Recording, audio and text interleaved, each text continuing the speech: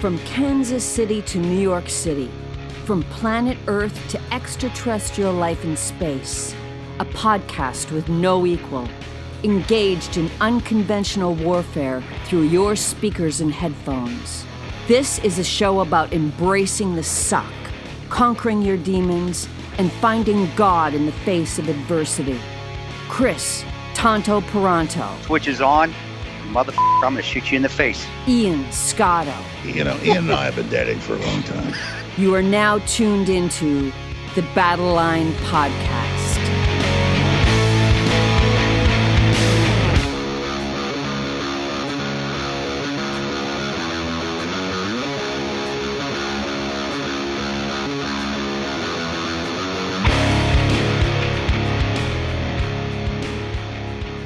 The switch is on. Battle Line Podcast. We don't have that much planned for you. It is a guest-free show. Yeah. We actually haven't done one in a while, but we have things we could talk about. You know, I actually just got home from work. Chris knows this. The audience doesn't really know. I've been working as an account executive for a funding company, something completely outside my wheelhouse. But I mean, and we could talk about this. My voiceover stuff has definitely dried up significantly because of AI. The company, I'm not going to name anything, the company of like write stories for, that's been affected by AI, so I'm not doing stuff there anymore. Still doing this, still doing Ian Scotto Rocks, but needed to do other things. But what I was going to say is I got home and free plug right here. I got a package from the shirts that Tig produced for the 13th anniversary of 13 Hours.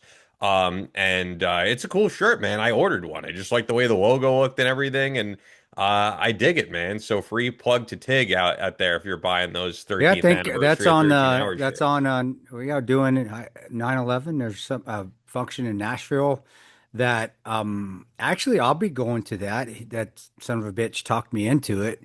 But and then I believe Oz will be there, and nice.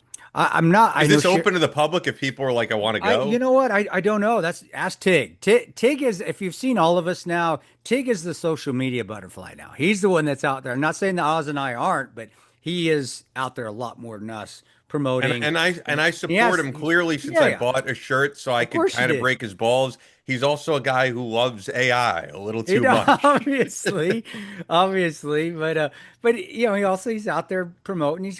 And that's great. No, you got to have focus and you got to have a direction, and he clearly does. And I love Tig, man. I wish him nothing but success ever. I want him to be, if he wants to be a gazillionaire, be a gazillionaire. If he just wants to do what he's doing and continue to be successful at what he's doing with the songwriting or I don't know, is it AI? Tig, I don't know. I'm not giving you shit. I'll bust your balls in person. Just not. I don't know, but I don't know. I don't know enough about it. But anyway, all the stuff he's doing, you know, I want him to be successful. Oz is doing what he's doing, but I think Oz also is like myself. Oz, you're old, dude. Oz is older than me. He's like, I think he's almost 60. But he's like, I mean, his main source of income is public speaking, you'd say, right? I think so. But he does his foundation. Why not? Forgive me, brother. I should know. Don't. I'm gonna remember. Don't Google. Okay. Don't. I know it. The Shadow Warriors. Shadow Warriors is his foundation. I think he's pretty active in that still, and it does well. And I, you know, in the beginning, him and I kind of went back and forth on it. I didn't want to be a part of it, and he was pushing that, and something I didn't want to be a part of. But I really think it does. I think it does what it's supposed to do. I haven't heard much bad things about it at all, which is a good thing. Sometimes no news is good news, especially in the foundation world. And I believe he gets to run it with his wife, so that's a plus. I totally admire that. I still do stuff with my wife as well. We you know, it's family. Yeah, but he's not as active as we all were back in the beginning, where Tig still is. And I think that has a lot to do with age too. Tig's the youngest of us all. And I didn't know that. Truthfully, when I just saw the shirts, I was like, this is a cool logo. And if it's a cool looking shirt, I'll buy it. Who made it? Was there, because sometimes they gave me some free stuff, like some free goodies. I know it's the same group that works with Ryan Weaver, right? Isn't it Grit and something? Oh, it's not Grit and Gear or something. Grit and Gear or Grit Apparel, something like that. Something like that. But I think I'm just shouting out Tig. I like them, but the shirts. But they're really nice shirts. I ordered like the sand color one. It's a little bit more of like a grayish, but it's, when you order things online, you're like, I don't know what this is going to look like when it comes Sure. over. It's like a great fit. It's like kind of like a tri-blend type shirt. So yeah, this is a extended plug for Jason, a Tig. plug But for Tig and his shirt. I like the shirt though, like genuinely, because sometimes you order shirts online and you're just like, this is crap. These are nice looking shirts. I like them a lot. You got, you Like got, truly, I paid for this. Okay, he didn't send me one. I paid for it. So he did if I because didn't like it, I would tell you I don't. I like them. So and Tig didn't send me shit, but I probably got to pay I for ordered it. I I paid know. for it. That's what I'm Yeah. saying. That's why this is a legitimate plug because he Yeah, didn't I don't send mind. you. I don't mind supporting any like, and it's not even supporting people I like. If it's a cool product, and I'll buy it. Even if But I don't like you, I'll buy it if it's a cool it's product. Truthfully, and that's the nature of good products, having good yeah, production out there. And I'm the same way. And I'm the same way when you're producing stuff. I think I'm hopefully Tig had some say in it. I know I pulled all my stuff in house and all my t-shirt because I your stuff's didn't. always great too. Well, Yeah, and again, I go with stuff. I always like, would I wear that? And I think Tig does the same way. Would he wear that? And I like next level. I like that sort yeah, of. And when I was having other people make the shirts, not knocking Hanes or Sophie or any, I just don't like those kind of fitting shirts. And I hated when they were getting put out there. Like I'm gonna bring it in house, and we do it in house. And Jeremy and his wife actually do all the screen printing. But at least you're getting something that to me I would wear, and I think you're yeah. probably the same way with what Tig did with that shirt, sounding like it. Solid. Yeah. So, anyway, but 9/11 guys, check out Tig's Instagram page. Check out his Facebook page. If it is open to the public, it'll be on there. I don't know why it wouldn't be, but I also do know that Cheryl Bennett will be there. That's Ty's mom, and also Greg Doherty. That's Glenn's brother. It's supposed to be a big thing, but that's all Tig's thing. I just told Tig, tell me where, when, and where, and that's what he told me. So it's Nashville somewhere Yeah. 9/11. So it's coming up. So maybe reach out to him and ask and see if it is open. If it is, he'll get you the information, and definitely support Tig because it's to support Tig. It really is, but also to also honor Cheryl and Greg. It is to honor because of Ty and Glenn. It really is. Yeah. Like we've covered 9/11 every year that it happens on here. And Yeah. even, we especially remember in 2021 covered the anniversary of the other 9/11, of Yeah, course, yeah. the bigger 9/11, let's be honest, the one that everybody It is. knows. Yeah, yeah. But Yeah. not that everybody doesn't know Benghazi, but actually there are younger people who, they weren't around when it was like the biggest news Yeah. story. But I was going to ask, like 13 years after the fact, because we're coming up on it. I mean, just any unique feelings that are different than any other year for you. No, it just gets harder every year. It really does. So you would think it'd get easier. It doesn't as it comes. You can tell the weeks before I get more solemn, a little bit more depressed around the house. Um, I have to. I do want to watch the movie. I'll watch it probably 5 or 6 times. And the music gets to me now. Granted, Lauren Balfe is incredible. One of the greatest movie soundtrack producers ever. Lauren Balfe, Top Gun and tons of Michael Bay movies and won Academy Awards. So to say that his soundtrack on there is incredible, so it really hits you how it's supposed to. Um, so yeah, but as far as this is the first year I'll be kind of at an event. I mean, I'm usually at an event around that time, but 9/11, Really, in that the 13 years? that I haven't been in a no, I've done some events on 9/11. I That's what have. I mean. I feel like you have. I have. No, no, I have. I have. Just haven't recently. No, Yeah, no, yeah. sorry. Recently, I haven't. I've taken those. I want them to be home. So it's been a few years. Let's put it. I've been a couple Yeah. years, 2 or 3 years before I have. So I don't know. We'll see how it goes. It's not easy, and I think those that have been through trauma, whether it's combat trauma or just trauma in their own lives, when a date comes up of that trauma, it's going to affect them, and that's just normal. I really that's one thing I've come to terms with that it's not odd to feel depressed or ultimate highs and lows, ups and downs for a week straight. It's usually for a week straight. It is the week leading up, and then the day after, I can feel myself start to come out of it. It's almost like a little haze almost. And so in the past, I didn't know how to handle it, so it really drove me to a lot of drinking or a lot of hiding and being a lot happier, than I really was trying to hide it. Now I just know it's coming on, so I know what it feels like. So, okay, get through it, watch the movie, be around my family, work out a lot, do what I like to do that can Yeah. help me go. And then I know the day after I start to come back out of it. And Yeah.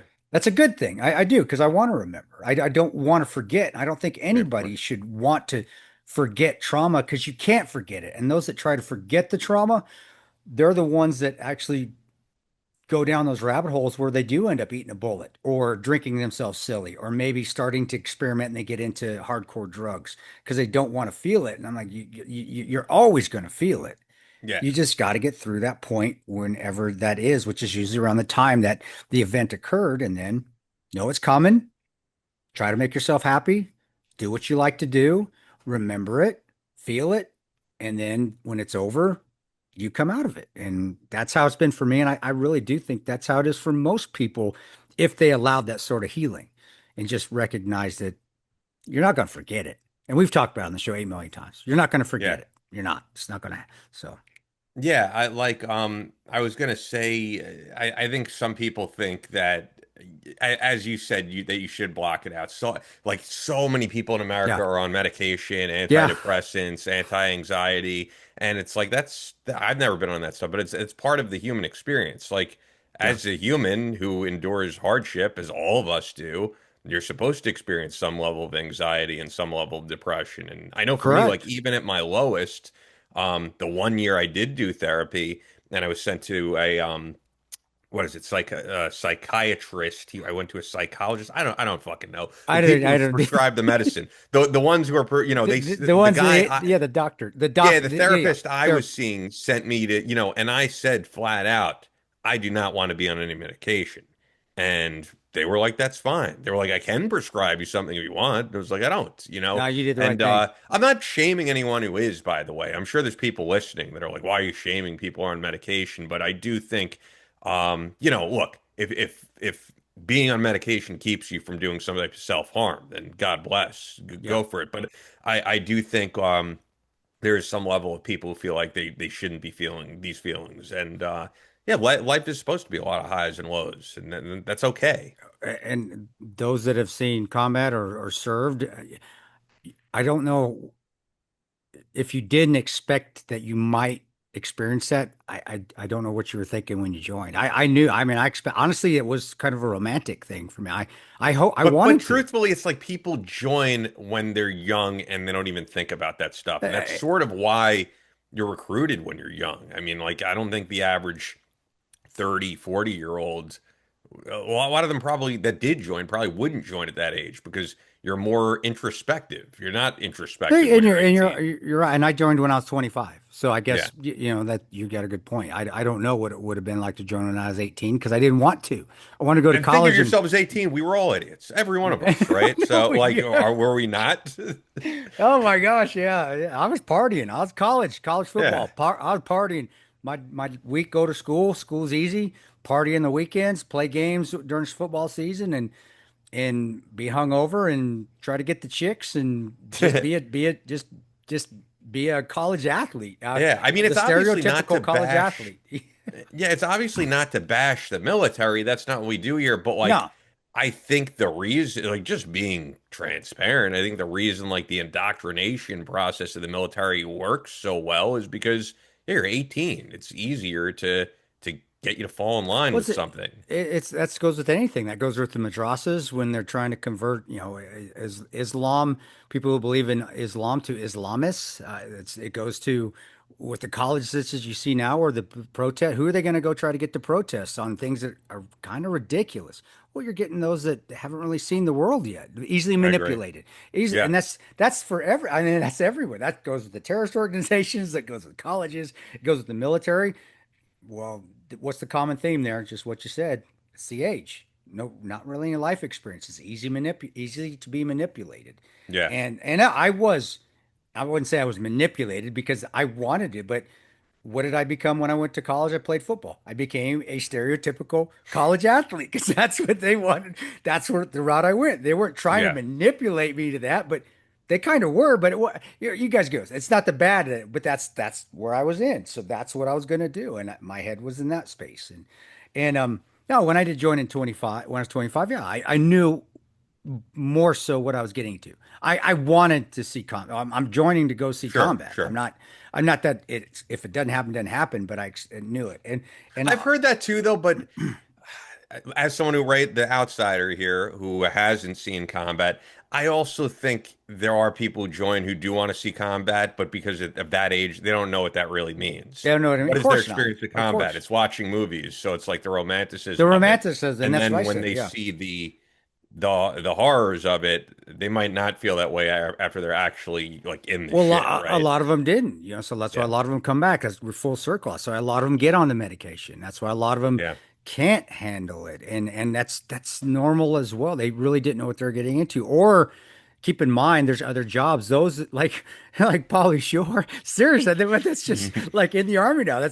There's a lot that sign up to be water purification specialists, and I'm using that, but because that's the least likely to go to combat. Yeah. It's Yeah. not really. And actually, you're going to go to combat. There's a desert war.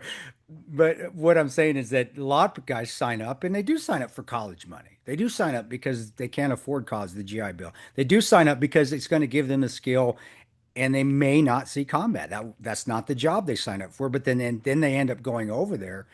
And I think a lot, I do. I think a lot of those during the global war on terror, especially Iraqi freedom, not so much in enduring freedom, because most of from what I saw, the majority in the early days were all special ops guys or infantry, combat arms. They're prepping you to see war. When Iraqi freedom took off, yeah, you had a lot at first, but then you had a lot like Jessica, truck drivers.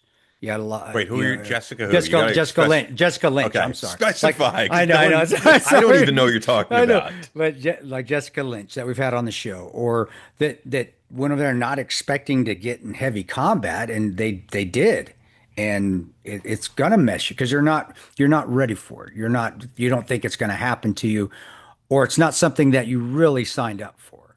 And that's okay. That's the army. You sign up, you're at their whim, but it's hard to prep your head for it when you're not signing up for a combat or a combat support unit, and then you head off to a big ass war, and then you're in the middle of it. You have to adjust quick. Where infantry, special ops, whether it Rangers, SEAL, so forth, they're adjusting your mindset for combat right off the bat.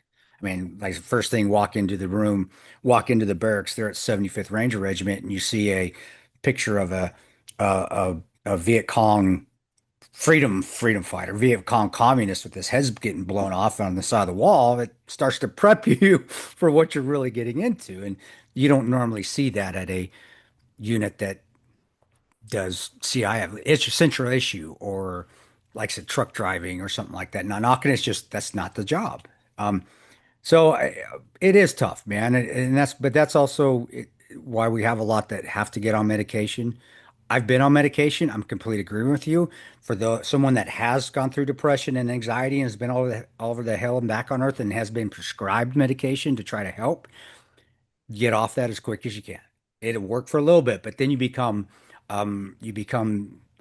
relied on it. You have to have it. It's like a drug. It's a drug. Oh yeah.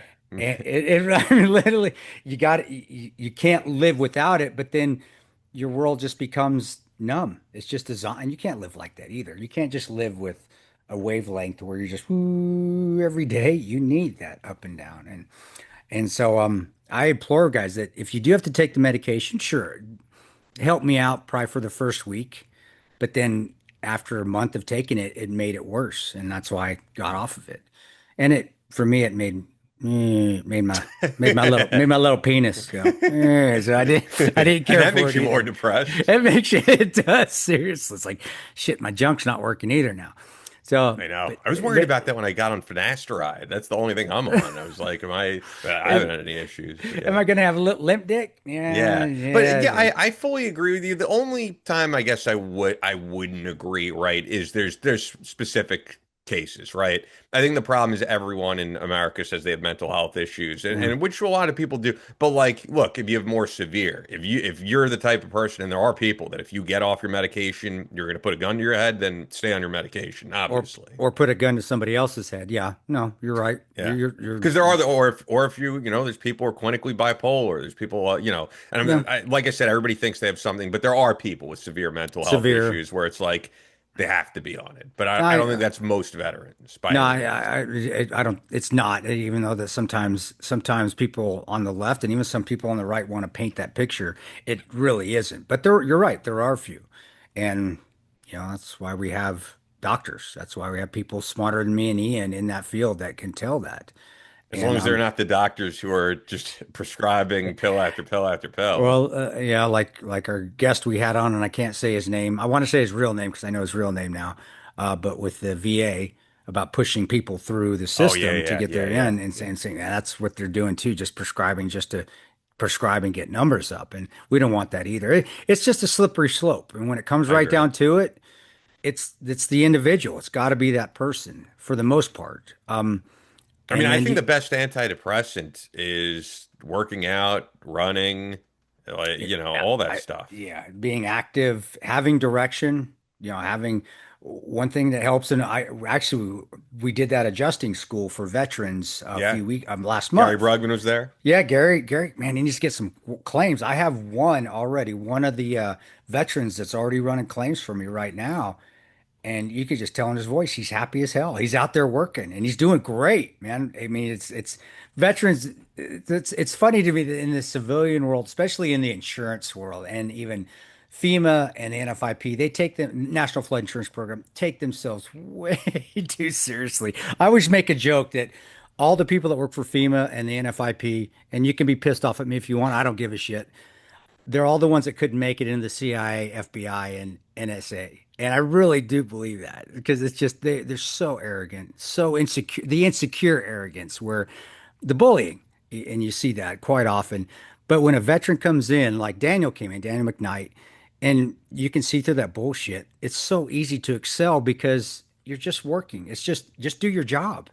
And there's more, and I don't know, you may see it, you may see it, may not. I see it. Civilians bitch way too much.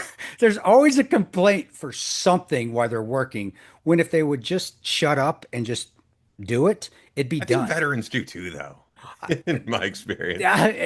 I don't, not at least not in the where I'm at in this Okay. where I'm in insurance.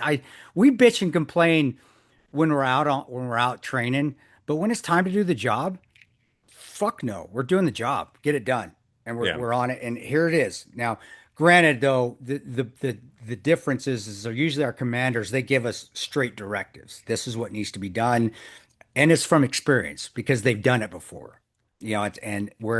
And I'm talking about NFIP and FEMA. I can't talk about banks and I can't talk about others. I'm talking about the insurance world more than Yeah. anything. Is that a lot of them don't have the experience or they're too scared to make a decision. And so there's so many gray areas and what ifs and like Danny's doing, like myself, if we get a what if, we're like, fuck it. Well, we're gonna do what we think's gonna was best. And if we're wrong, then we'll be getting in trouble. And most civilians are scared, at least in the I get insurance that. world, are Oh scared to yeah, get in trouble. I I don't want to do I don't think that. I'm scared to get in trouble, but I could admit I'm very self-aware, right? Gotcha. I'm very bad at being decisive at times, and you know that. I've thought I was going to move. Yeah, Like right, that's I'll be that's the good. first to say, like I think there's a lot of strong suits about me. That's not one of them. It's something I'm working on for sure. But yeah, I get that. And veterans for the most part don't when they get in Yeah, this or but he also has I have his back too. So it's like, dude, I got your back. Just go work. Figure this out because you can't succeed and you can't get better if you don't make mistakes. And if you're yeah. scared to make a mistake, then you're not going to get the work done. So just go do what you think's necessary. If you're wrong, I'll tell you, we'll fix it, you'll learn and we'll drive on. But that sort of leadership that I just gave, civilians above me do not do that. I'll ask for a meeting today. I'm sitting in a meeting today. That's another thing I hate about civilian world, like meetings, corporate Zoom meetings, Zoom. I mean, really, do we need all of them anyway? Oh, you ever hear? Wow, I got to pull it up, Tabby. But I don't mean to interrupt you, no, but no, like, no. Go ahead. you ever hear the Thomas Sowell quote about meetings? It's such a great quote. I guarantee I have. Because Thomas Sowell, such a I know. brilliant guy, man. Yeah, I just didn't want to have it wrong. And one of the best Thomas Sowell quotes: "People who enjoy meetings should not be in charge of anything." No, that's so true. It's so spot on, and that's about 90% of the people that are in charge in flood insurance, in FEMA, in NFIPs. Like, we need a meeting. Really, do we need a meeting to call another meeting to have a meeting to have a checklist to check another checklist to make it comes to a point where a lot of times and that's where the people that I work with, especially the ones that are closest to me, right in the same same area, I think they do appreciate it because it's like, guys, we're going back and forth. Just give me a directive. Tell me what you need me to do, and we'll get it done. You can't leave gray areas because if you leave a gray area, I'm still going to get it done, and then it may be wrong, and it's going to piss you off. And I have to say stuff just like that in the meetings, and that's not normal. Civilians don't talk like that. Yeah. But to me, that's how you get shit done, and that's how things get done. And when you do find a leader like that, I think you do find companies that are extremely successful. But I also think that's why FEMA and flood insurance, per se, the one that I'm in, has not been successful. Is because you have too many people in there that don't make decisions, that leave gray areas because they don't want to be responsible. There's no accountability. As much Jocko and his accountability, well, he's spot on. Be accountable. Make a decision. If you're wrong, fuck it. Fix it. Drive on and fix it again. Or now I've learned and I'm going to do it the right way. But when you're told that, I don't know, well, maybe. Well, this is what this group told me, but it's not really for this group. And it's like, just tell me. If not, I'm going to make the decision. And we need to get back to that. I think in a lot of the corporate world, especially, and also in a lot of the government world as well. That's one thing you never had to worry about with the agency. There really was no gray area. But the problem is a lot of times those decisions were always based off of a political ramification. At least the decision was made, though, but it wasn't based off of tactics or the best case scenario to win the fight. It was, what's this policy? But I always admired that within the agency that there wasn't like well, no, it was, this is what we're going to do. Man, that's not right. We're going to get fucked. No, this is what we're going to do. All right, let's go do it. And that's what I did admire with the agency. And I think it's the same with the FBI. And I think it's the same with the NSA. They don't always make the best decisions. A lot of them are politically driven, but they will make a decision. And that's admirable. I think that's admirable for anybody. And that's why Yeah. veterans will succeed that come work in the flood insurance world because majority of people that work in there aren't like that. But you just got to get used to rubbing people the wrong way and not being the favorite person in the room, which, I could give two shits. And most veterans don't care either as long as they have somebody that has their back. So, Yeah. yeah. When you were talking about the 9/11 stuff earlier, like the commemoration of it, it's interesting because I was just thinking about this. Like, it's on my mind that we're coming up on an anniversary of September 11th, 2001. And the thing that's like interesting to me is, like I said, I'm at this new company. There's people my age, there's people younger than me, and but I almost feel like I relate to all of them. And like some of the people who are sitting behind me, they were born in 2000. And it's so wild to me, like you didn't experience nine Yeah. 11 the way I did, because I will always remember where it was on 9/11. And to me, like if you didn't experience the world pre 9/11, like you really missed out on this totally different world. Yeah. I think anybody who experienced pre 9/11, right, if you were born in the 80s, really 80s or earlier, like you got to experience a very different America than we experience today. And It's they'll never very really fun. understand that. Never. I think I can't even imagine how open New York was because I didn't get it. I didn't get into New Yeah. York till 2000s, But you and it even was remember, fun I would there. assume, like going into a sporting event, getting on an airplane. There was Yeah. nothing. You Nothing. just got right on to everything. There's You no check your ID and open this app and take your shoes off. There take was your shoes none of off. that. Yeah, I forgot Nothing. about all that. No, I did. I forgot about how nice it was. Nice and We didn't, by and large, we didn't carry a cell phone at all times. no, never. I don't think I got a cell phone till I went. I did. Until I went to grad school, and then I got my first cell phone, and it wasn't the Yeah. flip ones that you see on Miami Vice though, The but it Zach was a Morris or whatever yeah, as they say. it Or was a big Sprint, and it was Sprint. Do you remember Sprint? yeah, That I was remember the oh, Nokia with the snake. I had the it was the one that looked like it was about this thick, about that long, had an antenna you pull out. It was Yeah, yeah, it was that cool. was pre It was that. That was so pre the cool. Nokia. Yeah, it looked like a Twinkie. Is what it looked like a half-eaten Twinkie. And But I do miss it, man. And I did a video about this on Ian Scott on Rocks. That band Ghost is making you put away your cell phones before you go into a show. That you put it in like a locker. And like Iron Maiden is not doing the same thing, but Iron Maiden is basically saying like if you put up your cell phone, you will be asked to put your cell phone away.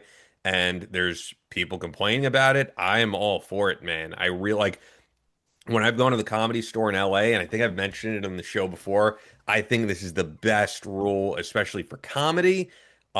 They said when you go to the Comedy Store in LA, they say they give you an envelope, and and so it's not locked, but it's an envelope. They say put your cell phone in here. You know, you want to take a call, you just walk out, take a call, and you cannot film anything, and you can't heckle the comedians, or you'll be asked to leave. And to me, like I think that's a great across the board rule. I do too.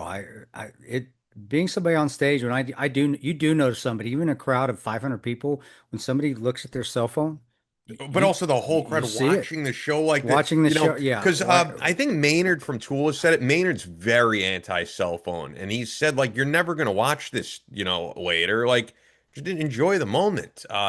The most important thing in life, I think, is mindfulness.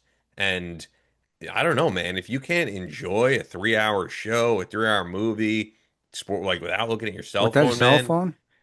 I don't You've think, even said to me, I think with concerts, you should get pictures. Like that's the last thing I yeah, want to do. but I get away from my phone during all that stuff. I'm enjoying the moment, and and I I understand don't that. film anything. That makes sense. No, I completely understand that too. I Yeah, not that I go to concerts because I don't, guys, but I don't know but if you I go to would. things. I mean, we all I go to things and to I don't enjoy. I don't pull out my cell phone for anything. I Yeah, think the only time I would is, and I have, is if we've sat in a show where I could, and I had my boy, I will take a picture of my son seeing that. I do. I remember those things. yeah, But I get.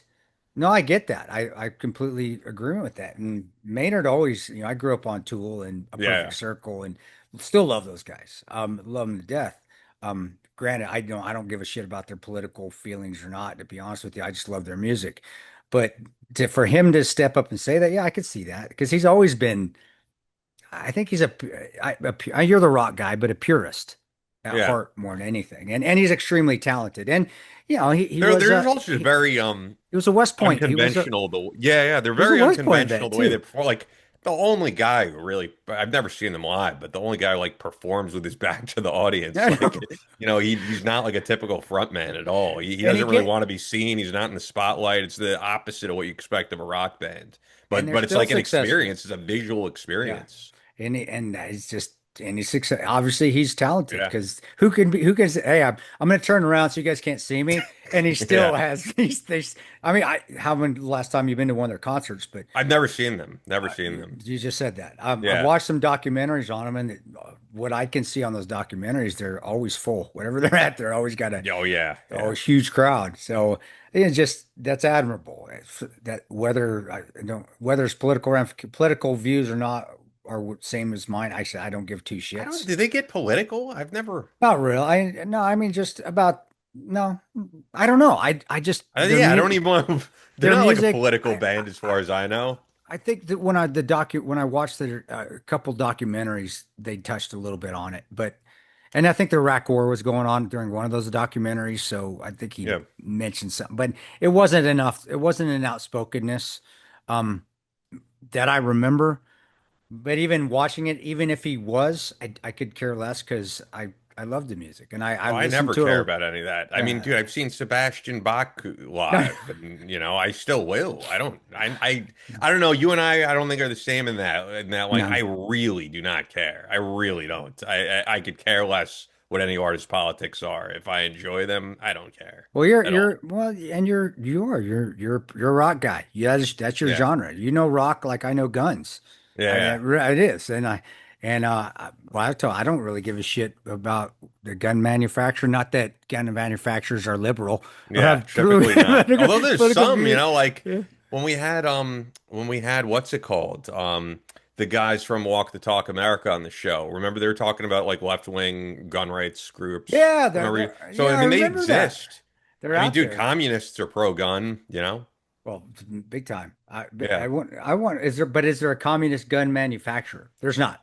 Is there, or I a don't know. left wing gun manufacturer? If there is, I'll shoot it. Send it to me. Let me try it out. Try it out Would there for be? you. Yeah, I don't know. I I mean, don't think so. yeah, I it's don't one of think, those weird things. Like, people are surprised, like for example, like Vermont, it's not like an anti-gun state. And like Bernie Sanders, I think in the past, I don't know about right now, it's not like despite being super left wing, is like not a big No, anti-gun guy. He may have changed. I don't follow this as close as some of you do, but yeah, I mean it's fun like the northeast of like Maine and all that. They're pretty like pro-gun. It was Clint not Clint Emerson, but we had the guy who was at your event in Fort Scott, and he's a big shooter. I can't I, remember. I don't want to say Clint Smith because that's no, No, that's Thunder. No, we've that had him Clint's a on, big shooter. but anyway, I like can't yeah, he remember. moved either to Maine and New Hampshire, and I remember you were like everybody's moving like to Texas, but it's a those are very pro-gun states. They're very different than New York or Connecticut. It always generally is the big cities. When you get out into rural America, it's always pro gun. I mean, look at But those are interesting though because they're not like where you are because they're pretty much left wing but pro-gun. Like Vermont, New that is Hampshire. weird. That is But weird. it's not. They're big on guns, but everything else they're kind of the left. And there's nothing wrong with that at all. It's I just mean, the truth. They're sort I of an anomaly of the country, but they are, man. Like those are generally pro-gun well, and areas. that's is it probably is because of the hunting and there's Yeah, the ruralness out there, which makes perfect sense as well.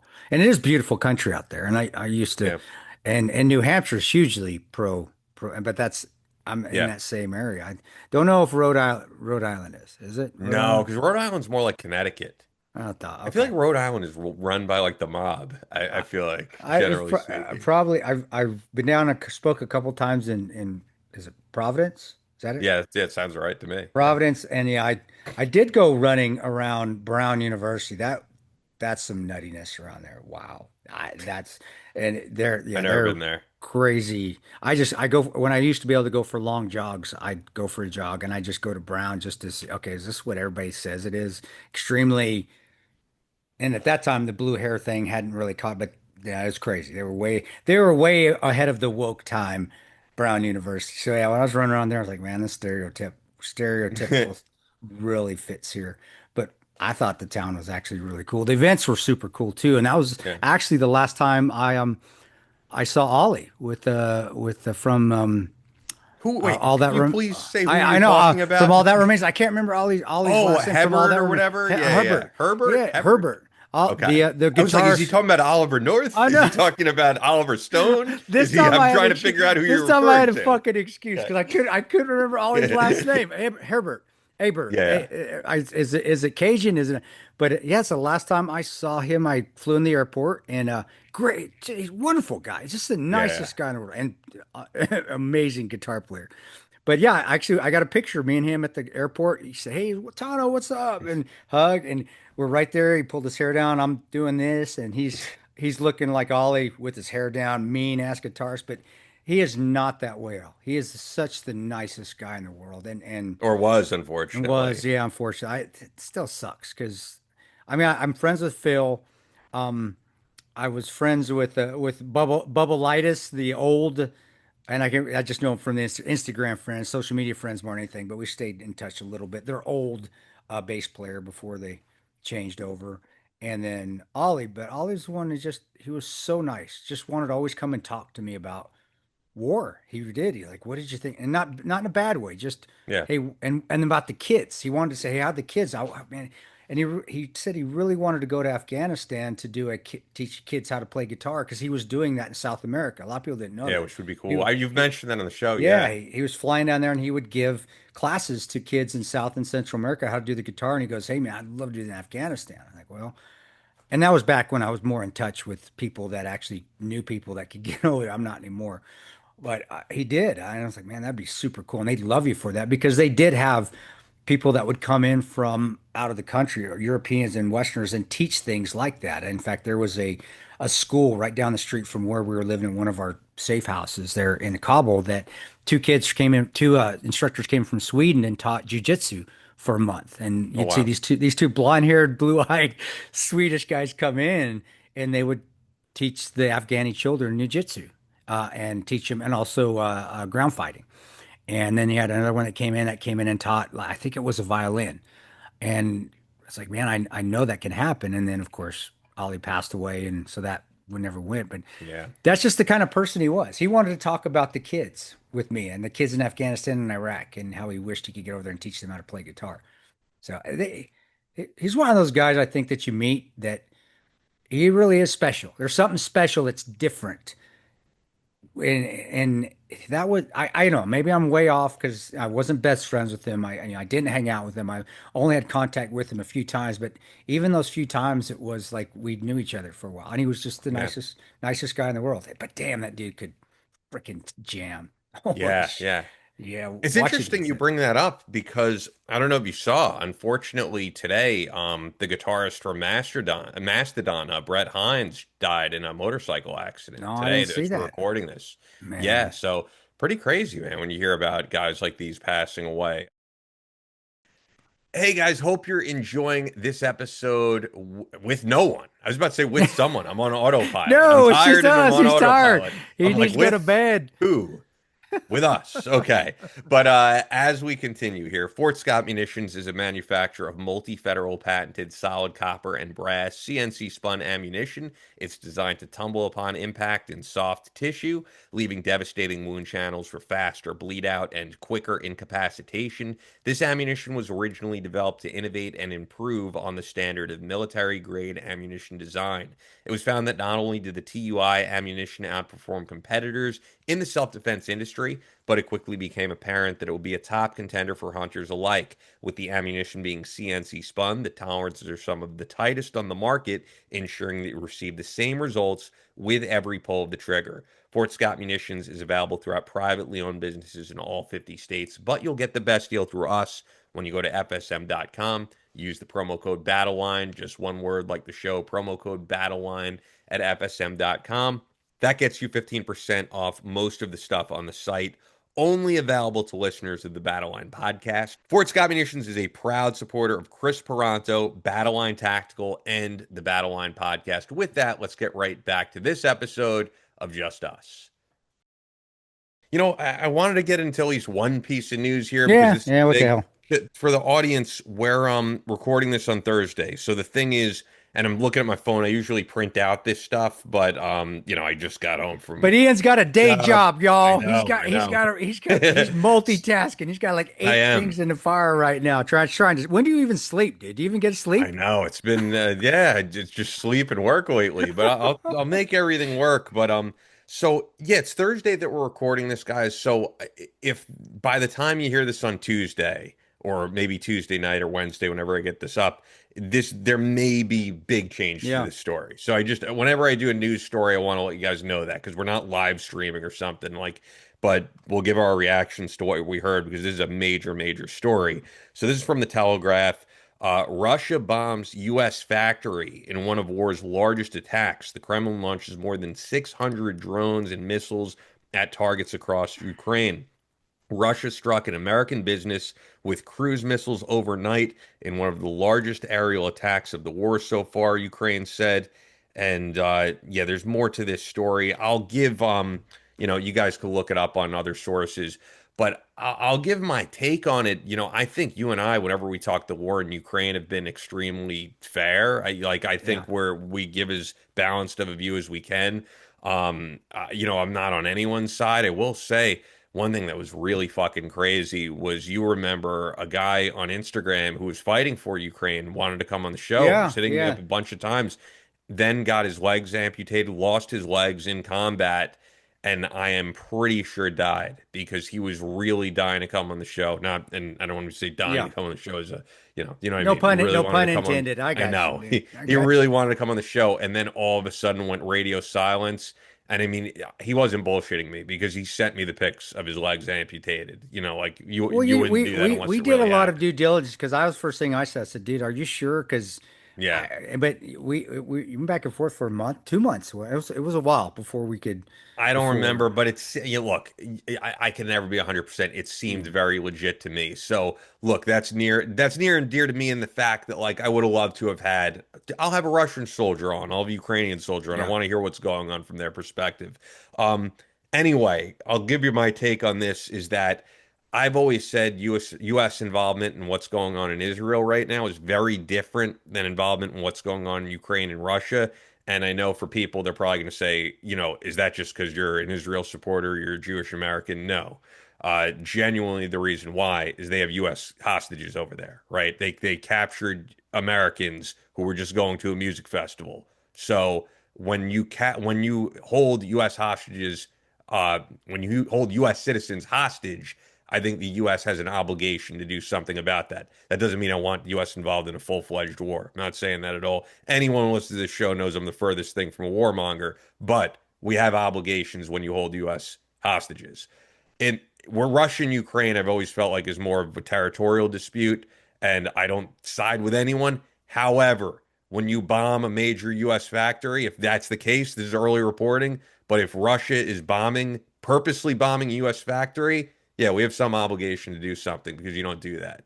Because I you brought us into the fold. If you're purposely bombing our factories over there. I only briefly saw the story, and so I don't know if it was collateral damage or if that was the I don't know target enough per yet se. either. Yeah, From that's the and question. that's the thing with bombing and precision guided bombs, and you can precision as all get out. But guys, I'll tell you what, there's always collateral damage. Doesn't matter how precise your bombs are. And if they're using drones and what is it, was it cruise missile or just drones? And did it say what kind of missiles? Are cruise missiles? I I don't could remember. see. I could look up some other sources But on I, this. I don't have a ton of experience with utilizing drones for missiles as far as ISRs. Now, I'm talking about intelligence, surveillance, reconnaissance drones, actual drones that look like airplanes, not the little things with the whirly birds that fly up and that they're using Yeah, over it's there saying now. two Russian cruise missiles. Yeah.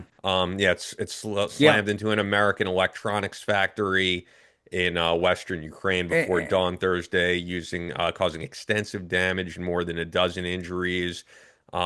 Yeah, I mean, and then it's one of the largest airstrikes according to the AP or NPR and this here is of the just it. war, This was firing just more than the 570 drones and 40 missiles in an overnight barrage, yeah. according to officials. So, or So when I barrage, think of however you pronounce it.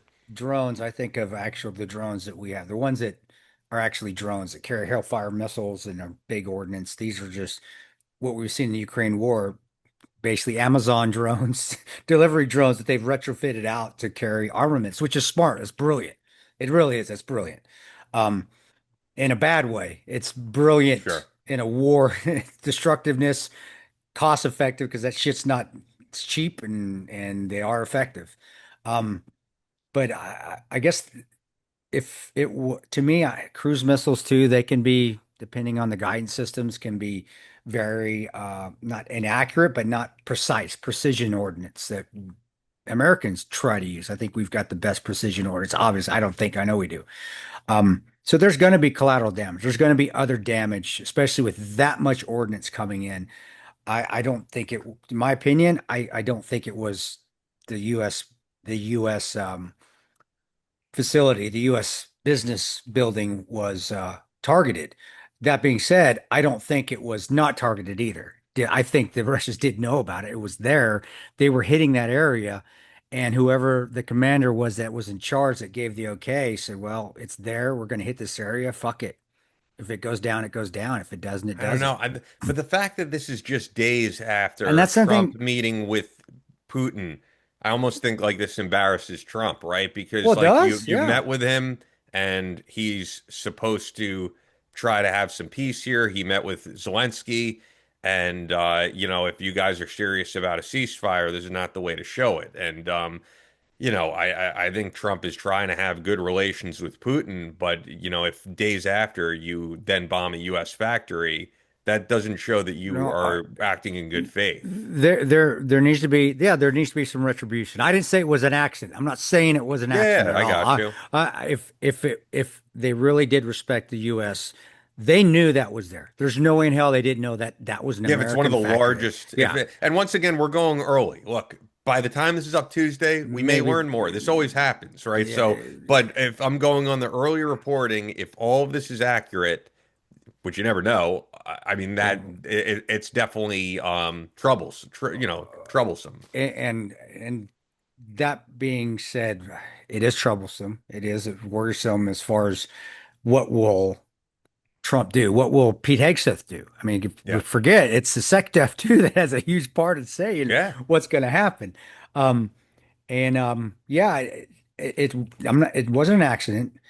If Russia really were concerned about American relations, whoever that was in charge there, and Putin, it has to be Putin, it really does, would have said, no, probably shouldn't hit that area because we might hit an American interest. Let's move somewhere else. And they didn't.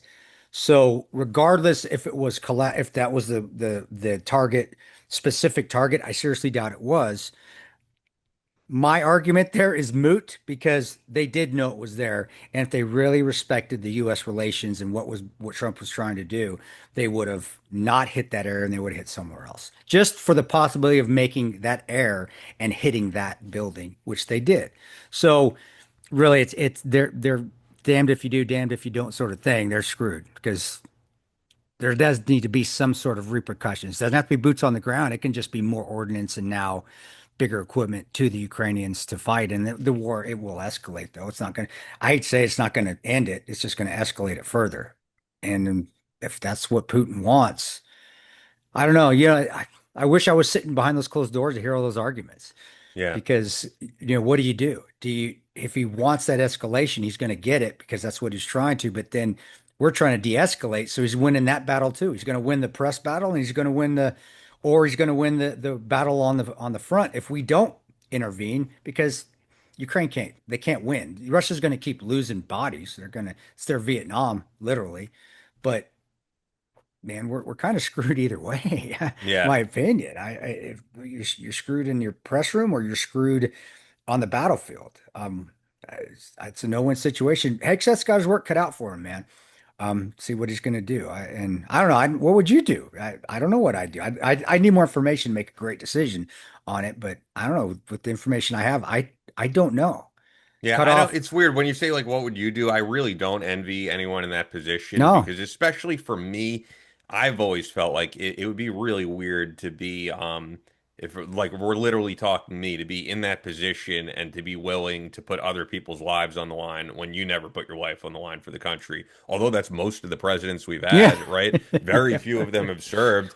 I wouldn't be able to sleep at night, man. If like, dude, I worry about making the wrong decision about the dumbest things. I really do. Like, it keeps me up at night, really. And there's no like, if we lost American lives due to a decision I made, I wouldn't be able to live with that. I wouldn't. So it'd be, even like if I were to be in Congress or something, it would be, I'd be very hard for me to vote to go to war over anything because I really wouldn't want to lose U.S. lives I, over a bad decision, and so how many people voted for the Iraq War? Like Walter Jones, before he died, like he really tried to make good on that because he was gung ho about it. If you guys don't know, the guy who wanted to call French fries freedom fries, he was kind of all about the Iraq War, and then he saw guys coming back to his district, and I believe North Carolina losing limbs, and he was like, "What have I done, man? Was this worth it?" And I think he spent the rest of his life trying to make good, man, trying to do good for veterans. He was one of the like few honorable people in Congress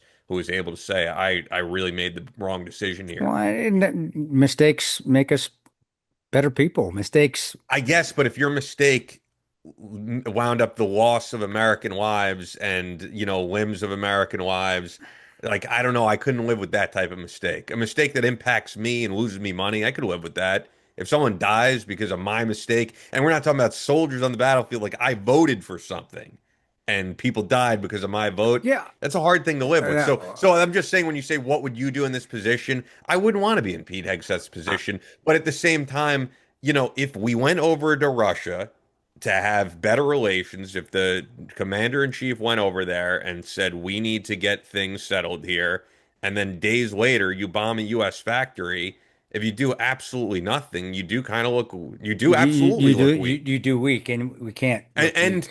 I mean, look, I don't give a shit what the press says, but they're all good. If Trump doesn't say anything, they're going to go, wow, he's Putin's bitch. And there's not really much of an argument there if you just let him No, bomb U.S. factories. no, you can't. And I would love. I'd love to be in Hicks' shoes. So I said, I wish I had more information. I would love to. I I love the tactical side and the technical side of war. I love that. Even that last post I did on Instagram, that was kind of a dig at all you social media shooters. It's fast. No, you win the fight by being three steps ahead, by by playing chess. It's Yeah, chess. dude, I do feel very different about how you feel about it, right? And how I do. Like, although I didn't like a lot about John McCain, and I didn't like how much he wanted to like bomb Iran and all this stuff and get the U.S. involved in the military, I always felt like, you know what, he's a guy who lived it, so he has a right to that opinion, even though I don't like that opinion.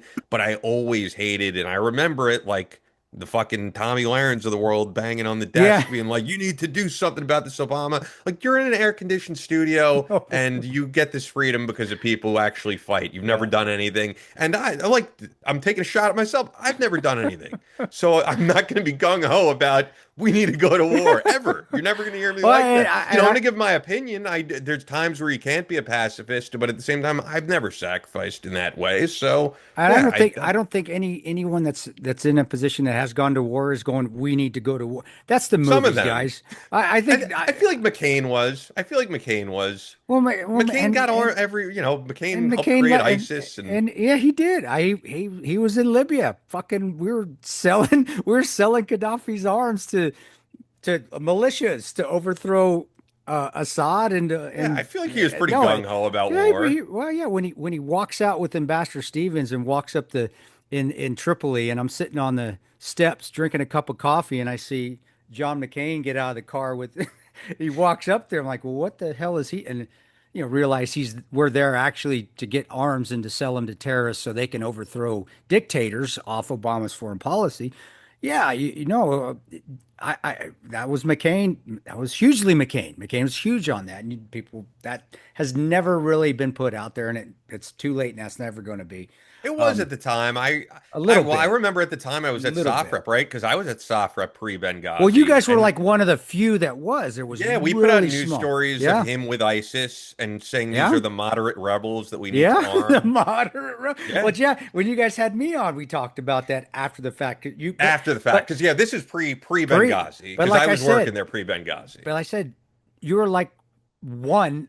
I mean, like out of soft rep and nobody else. There was nobody Yeah, else. or it was just buried. It was buried because we were talking about like Britney Spears shaving her head at the time or something. You know Well, how it works. well, and it was at the time Obama's foreign policy. To everybody at that time, he was the golden child, and he could do no wrong because hope and change. And I'm African American. I can do no wrong. And you can hate me for saying that. I don't give a shit. I was in there fighting. I was overseas based on his foreign policies, which were shit, and that was one of them.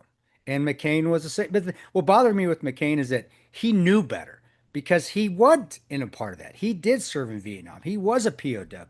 And that's what irked a lot of us with McCain. We respected I respect wholeheartedly. I was never a POW. I can't even imagine the shit that he had to go through. That's fucking unreal. But the problem with us is that, dude, you know better. You know when we should be in war and we shouldn't. And I and guess, but that's people what just have pissed a lot of us off. people have a different philosophy though, man. Like I don't think being a veteran means you're gonna have the same ideas. Like Dan Crenshaw is very much a John McCain.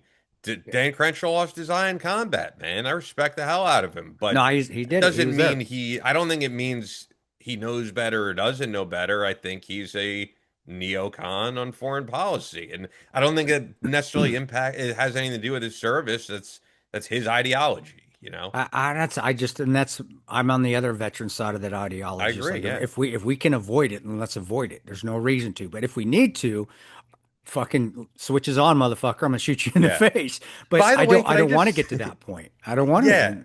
Could I just say with him though, with him in particular, it's very interesting, and this is why I'm personally not one of those guys who goes, "We need more veterans in Congress," or like because I judge it 100% by the individual.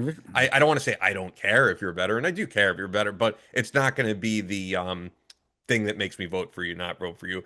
But I was going to say with him, a lot of people say he changed. This isn't what he ran on. And I am here to tell you, Jack Murphy and I interviewed Dan Crenshaw while I was running, and that was 100% his Yeah, policy. I yeah. remember Jack, you could probably find it in the SOFREP archives, saying, "So do we stay in Iraq and Afghanistan for 100 years?" Like, this is while he was running. And he was like, "Yeah, here we do."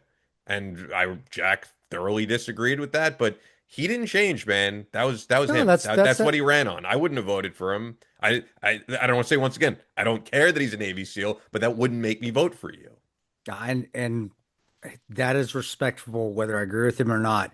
He hasn't been wishy-washy. We went back to with the civilian world again.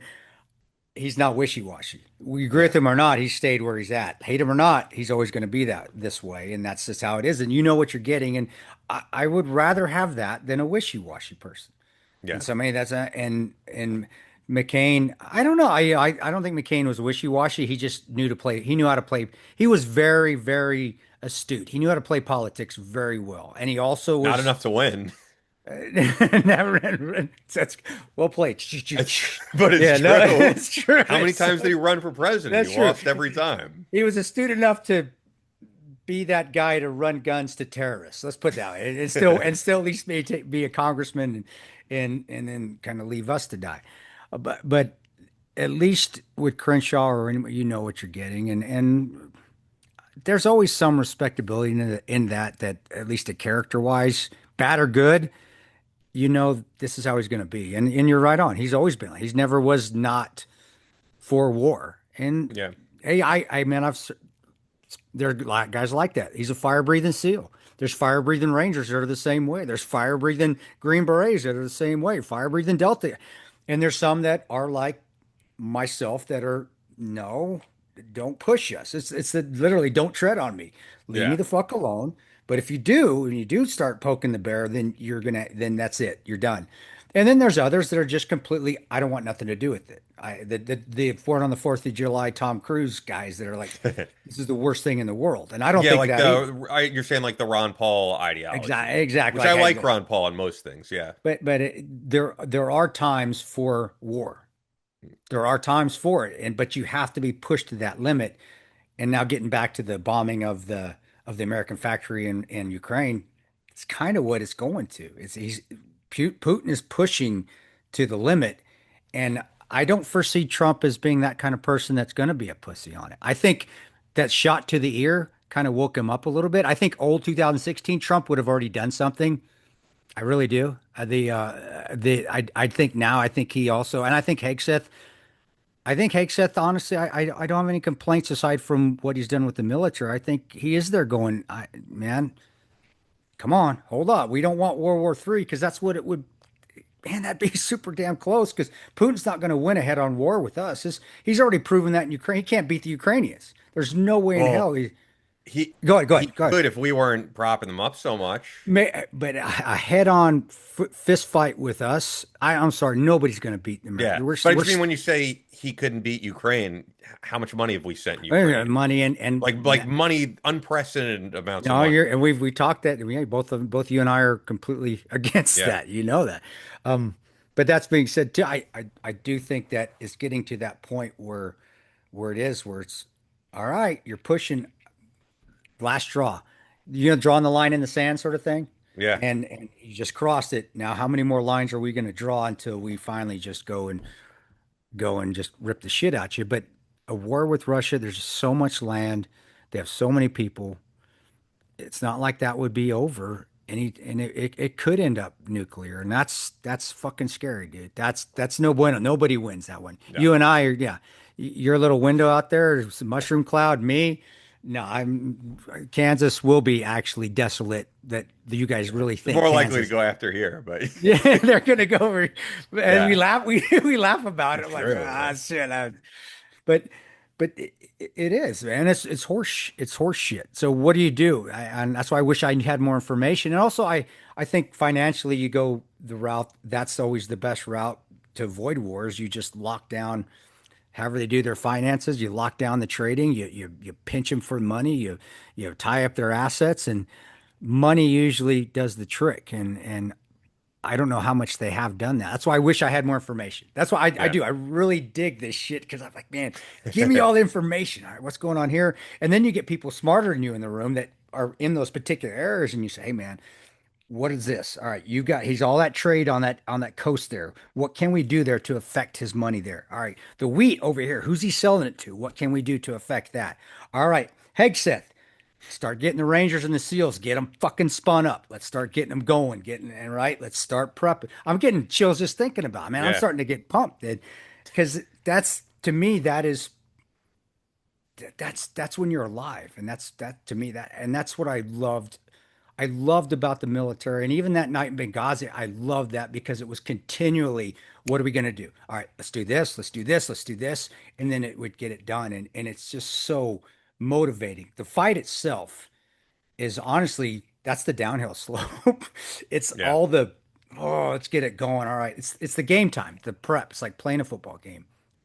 Literally is if you lose though, you're dead. Yeah. So the stakes are. But that's right. I'm with you. I this is not a good thing, and they're pushing Trump and they're pushing Hegseth, but Hegseth and Trump got to do something. They Yeah. got to do something. Did you did you ever end up watching the full Trump interview on Joe Rogan? I didn't. I just Okay. I listened to when I was driving to Pittsburgh or Pennsylvania for the Narcotics Law Enforcement Conference. I listened to part of it on there, and then I got to the hotel and I didn't start it over. Okay, yeah, because to me that was the best Trump interview he ever did. I That's really thought. And the thing that you're talking about, like of how Trump wants to handle things, that was the most like strategic I ever heard him talk about certain things because it was just a good interview, really, in a friendly environment where he was open. And I remember him saying, "Yeah, I did make some mistakes in my prior administration." And Joe was like, "With what? Hiring some of the people he did, some of the neocons." John Bolton. And he was yeah, like, yeah. yeah, and then when he said this, I go, this makes sense. He goes, look, I did make a mistake hiring John Bolton. He's like, but I got to be honest. When I went over to Iran with him, they were looking at him like, this guy's fucking crazy. He'll just bomb the shit out of us. That's And he's like, I was able to use that to my advantage. And I was true. like, I am not a John Bolton fan, but that kind of makes sense. And that is we us guys tell you this with these terrorists and these Islamists, not Islam. I'm Muslim. Yeah, They only thing they respond to is a fucking punch in the face and a kick in their balls and don't you fuck with us or we're gonna kill you. and it's like, And but he didn't even have to do that. They but just knew, but they that were like, this guy's crazy. it's the persona and you'll find a lot of that. And when I say that, we don't ever say that in a meeting with elders, right? But they will see that they can pick up on that when somebody is not scared to go and rip the shit out of them, and others that are that want to create and make deals with them. Go sit in a CIA meeting with case officers that are trying to make deals. Oh my gosh. I remember me and Boone was in a meeting. Actually, it was in Libya. And we go to these meetings because we come in with them. And sometimes we're part of the meeting. Sometimes we're the security. We have different covers for status. But we would watch and the Islamists there, the elders and the imams that we would talk to, and they are fucking street smart. Those people are so crafty, and we would sit there and watch it. And Boone's a street dude. He's street. He's gangster. He is literally. Um, and we would sit there and watch him like, man, they are chewing this 20-year-old Harvard grad up. and and it's true. They can sense a weakness. Like that's what they do in their lives. They have to sense weakness right off the bat. And they would sense it, and you could just see them start to play him, and they could also sense strength. And you'd go into rooms with senior guys, jawbreaker guys that were part of the Charlie Wilson War that fought against that served against the Mujahideen. These older case officers had been around forever, and you would just see a total different meeting that they couldn't push these guys around. And I think that's when you remind me of John Bolton. He walked in there and he's like, "You ain't gonna bullshit me," and they just can read it. That was one I admired with the terrorists and also just with the Islamists and some of the imams, the very radical imams that I got to be part of meetings with, that I got to watch and I got to be in with. I mean, you really do learn a lot of them, is they are just, man, they are so damn street smart. But that's what I could see in that meeting with Bolton. Man, I could see him walking in, and they're like, "Yeah, we're not going to be able to bullshit this dude. This dude's going to kill us. We're going to do whatever he asks us to do because they can't fight us, and they know they can't fight us, and they know that if we just if the American people would just let the dogs loose, their country, we would have Iran. We'd take it over. But that will never happen because America is, and that's okay. That's not a bad thing. The normal American doesn't want war, doesn't want to see their kids die. I don't want to see my son's at that age now. Although I he's not don't. in the military. No, he's not in the military, and I don't want him to go in the military because now I know how a father feels, and it's different.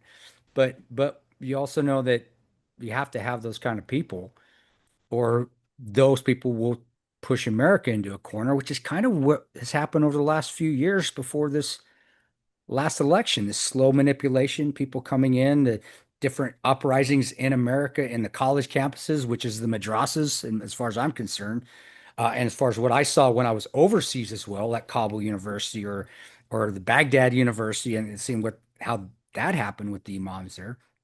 Um, so it's that you have to have that strong, almost, and I'm going to call Bolton demonic. I'm not going to say that. I said it, but that's not. I'm just not. I mean, but that sort of the mentality that I had when I just had enough. Like, fuck you. I know you're dead. Stop talking. And you can call me demonic. You can call me whatever you want. But it was a point to where you got pushed to that level where I'm not going to listen to you anymore. And that was. And I think I honestly, from what you're saying, it sounds like Bolton's there 24/7. He's on that level. I've never met him before, but you need that in some of these countries, and you need that in the world. And maybe that's I don't know. You can't do that to Putin though, because Putin's on that same level. So, but you got to do something. I know we're gone full circle, and I'm talking out of my ass right now. But seriously, it's one of those things where you have to have those kind of people in this world too. And we had them at the units I was at. We had a few, and that's you use them to your advantage, like Trump did. And then, but you can't use them for everything, or else the whole world will be a zombie apocalypse. And we Yeah. don't want that either. I think right now Trump is just glad to get the attention off his friendship with Jeffrey I Epstein. know. I think that he's just anything but talking about his friendship with Do you think Jeffrey Epstein anybody's, right now. do you think that's been a news story that this is, how we always say Yeah. these war things are fabricated because there's too much attention coming on a personal issue? That happens with every president. Do you think that's going to pop up when this thing airs on Monday that, hey, this isn't Tuesday, real? Tuesday. Tuesday, sorry, Yeah. I've always forget Tuesday. Do you think, because that happens with every president whenever something personal starts to Yeah, I get mean, too hot? I don't think I'm not one of these people who says there are no coincidences. I mean, there are coincidences, I think. But I also don't know why people are so shocked at this. Like, we've kind of always known he was a good friend of Jeffrey Yeah. Epstein. There are many, many, many pictures of him with Jeffrey Epstein, like at different events. I'm not talking about like one time. And this is not new. This is like I was aware of this. I don't, and when Ghislaine Maxwell was arrested, he said, "We wish her well." That's not what you want to say about human traffickers, So I mean, Yeah. it is what it is, man. If people want to be in denial, I mean, I've known this the whole time, and no way, dude. Go back to the episode we had with Alex Jones. All right, I personally said, "Why the fuck is Trump hiring Alan Dershowitz as his lawyer?" Yeah. Like, there's no lawyer you could hire who wasn't a close associate of Jeffrey Epstein who was at the island. You can't go, let's go with someone else. Like it's some weird shit, man. I think he's doing everything to keep, and the whole debacle of them handing out these Yeah. binders to influencers, the Epstein files.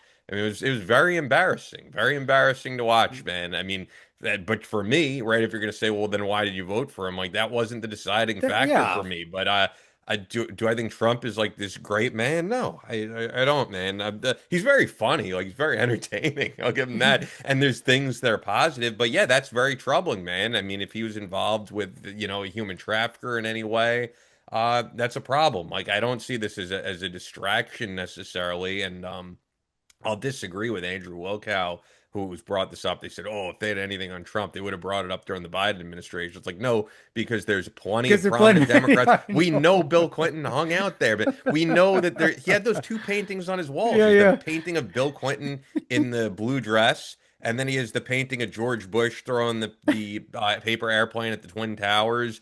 So he had a lot of connections. He had connections with Yeah. everybody. So I mean, I'm not shocked by this.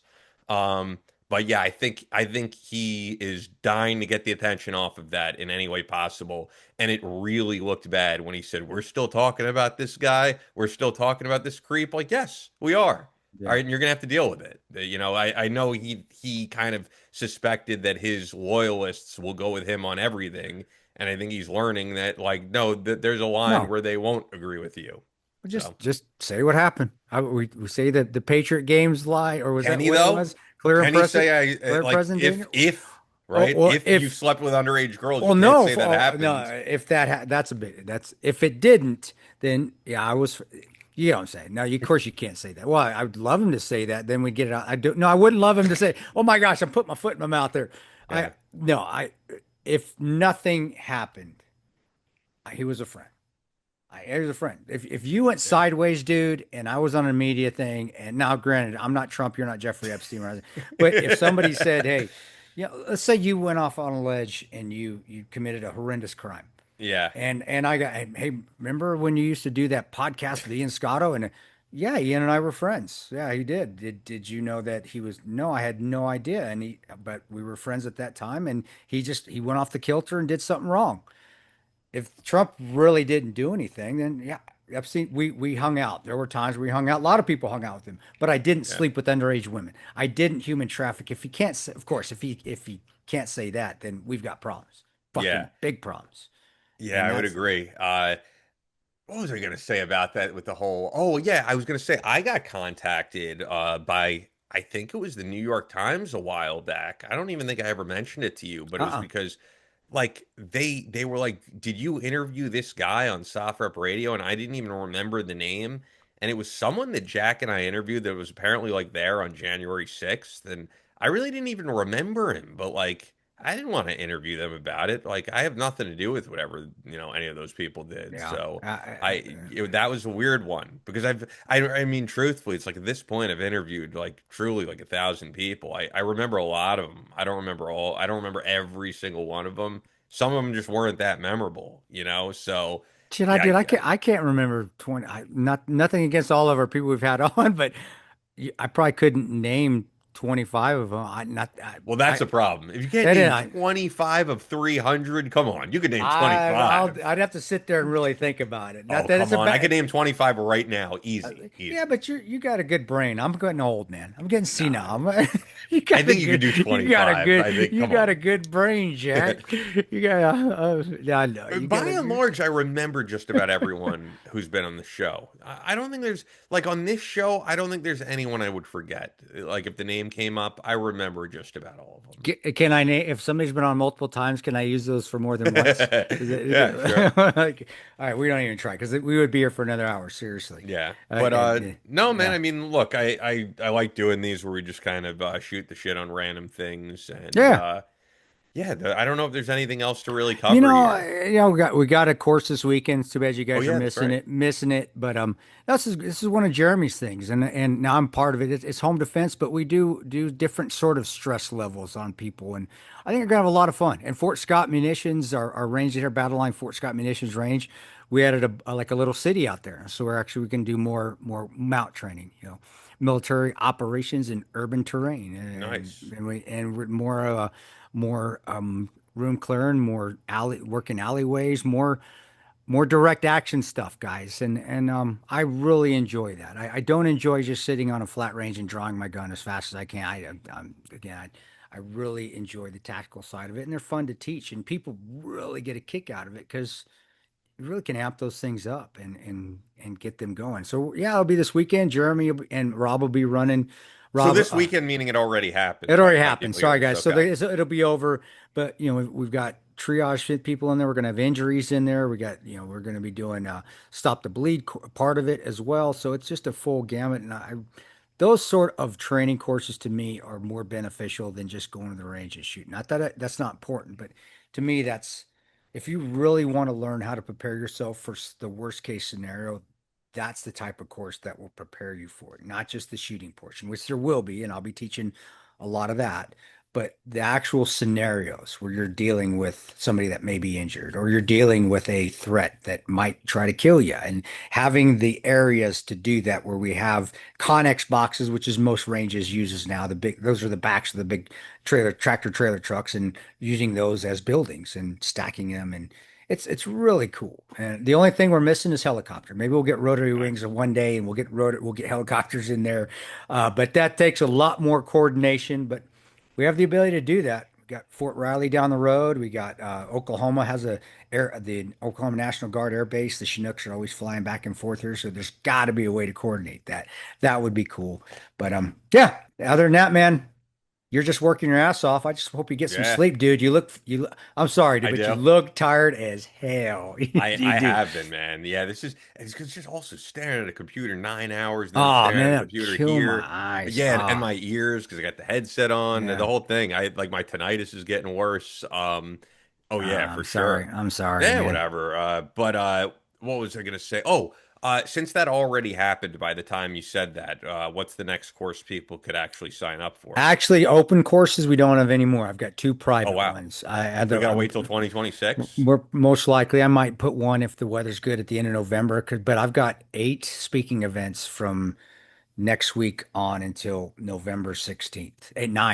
Nine events, and then 2 private courses. And those are guys, if you ever with a group and you want to come in and do a private course, we really do VIP treatment that. And those are fun because it's just a group of men and women. It's not just guys that come in, and you're coming in, either a company group is coming in or you're getting a bunch of people, and we cater it exactly to what you want. And those we can really get into a lot of good tactics because y'all know each other and you all know each other's skill levels, and a lot of it is also team building. Like Dakin, the air conditioning people, guys, Dakin will bring some of their CEOs in for one of them, and it's team building, teamwork, and a lot of that training is big teamwork. It's not just standing by yourself shooting; it's working together as a team.